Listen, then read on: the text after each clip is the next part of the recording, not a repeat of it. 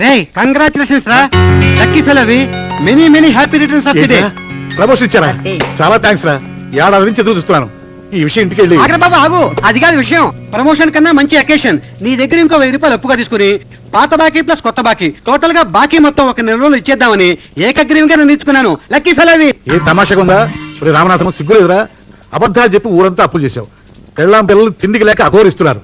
దేనిలో ఈ పాడు బతుకు దేంట్లో పడి సావక. నేను బ్రతుకుతుంది నా గురించి కాదురా, అప్పులు సరే నీలాంటి వాళ్ళ గురించి. అంతేగాని మీటింగులతో ఇస్తావా లేదో చెప్పు. Say yes or no. ఏం డౌట్ గా ఉందా? చచ్చినా కూడా రూపాయి ఇవ్వను. పోవతలకి. అంతేనా? అంతేనా మరి? పని యువతలు కాకపోతే అవతలకి వెళ్తాను రా. నా పేరు రామనాథం అమ్మా, మోహన్ రావు కొలీగ్ని. ఉన్నాడా అమ్మా? ఆఫీస్కి వెళ్ళారండి, గంట పైన అయింది. రాలేదా? అంటే ఈ రోజు నా ఆఫీస్కి వెళ్ళలేదమ్మా, సెలవు పెట్టాను. స్థలంగా ఉన్నాను కదమ్మా, 300 గజాలు చాలా చీపు. ఈ రోజు రిజిస్ట్రేషన్. నాకు శత్రువైన మిత్రుడైన మోహన్ రావు కదమ్మా. ఈ స్వీట్ ప్యాకెట్ మీకు ఇచ్చి వాడి ఆశీస్సులు తీసుకుందాని వచ్చానమ్మా. బబ్లు, ఈ స్వీట్ ప్యాకెట్ తీసుకోమా, డాడీకి చెప్పి. చెప్పాలి, టైం అసలే బాగోలేదని. మీరు స్థలం తీసుకుంటున్నట్టు మా వారికి తెలుసా?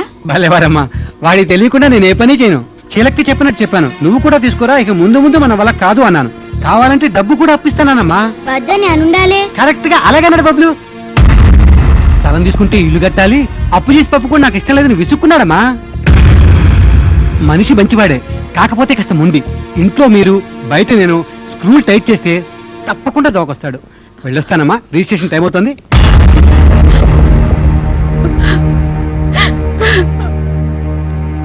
డాడీ మళ్ళీ అయిపోయావు. ఒరే బబ్లు, మీ డాడీ వస్తున్నారేమో చూడు. పొత్తిగా నా మాట అంటే భయం లేకుండా పోయింది. నాకు ఏడుపు రావట్లేదు మమ్మీ, నవ్వు వస్తోంది. నేను నిన్నైతే డాడీకి అనుమానం రాచ్చేమో. నువ్వు కూడా కాస్త ఏడుపు నటించు. ఈ దెబ్బతో దోవకొచ్చి స్థలం కొనాలి. అలాగే.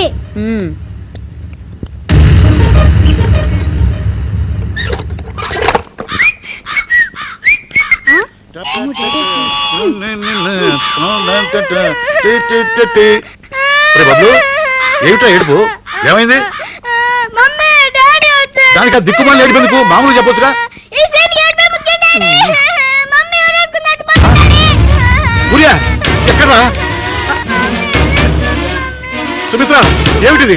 ఆగు, నా మాట విను. ఏమిటా కాయిచ్చు? తలుపు తలుపులు తీసి ఉన్నాయి డాడీ. తీసే ఉన్నాయి. సుమిత్ర, ఇక్కడ పిచ్చి పెట్టిదా? చచ్చి ఎవరు సాధిస్తావు? నన్ను వదిలేండి. సొంత ఇల్లు స్థలం లేని బతకడం కంటే చచ్చిపోవడం నయం. అబ్బా సుమిత్ర, నా మాట విను. మమ్మీ వద్దు మమ్మీ. డాడీ నువ్వేనా చెప్పు. అబ్బా నువ్వు ఉండరా. సుమిత్ర దిగు, స్థలం కొట్టగా. నా మాట నమ్ము. ఎవరైనా చూస్తే పరుగు పోతుంది. నా మాట విను. నిజంగానా? మాట మార్చుగా. అబ్బా మార్చదు, దిగవే.